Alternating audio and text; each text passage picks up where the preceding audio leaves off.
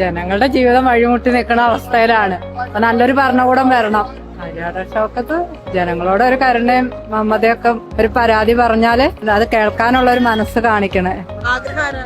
ബാപ്പുട്ടി വരണമെന്നാണ്.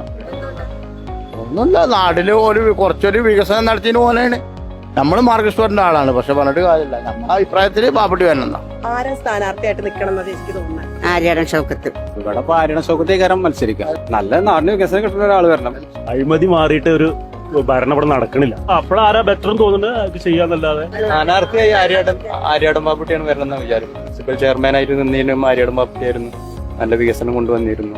വ്യക്തിപരമായിട്ടൊരു ബന്ധങ്ങളൊന്നുമില്ല. ഞാൻ മുനിസിപ്പാലിറ്റിപ്പെട്ട ആൾ തന്നെയാണ്. നമുക്കിവിടെ ആര്യാടൻ ഷൗക്കത്ത് വരണം എന്നുള്ളതാ. CPM ഇപ്പൊ 2 കോടി ഇവിടെ ഭരിച്ചു. PV അൻവറാ ഭരിച്ചിരുന്നത്. ഇതുവരെ അവനെക്കൂടെ ഒരു വികസനം ചെയ്യാൻ കഴിഞ്ഞിട്ടില്ല. ഇനി ആര്യാടൻ ഷൗക്കത്ത് വരണം എന്നാണ് നമ്മളെ കാഴ്ചപ്പാട്.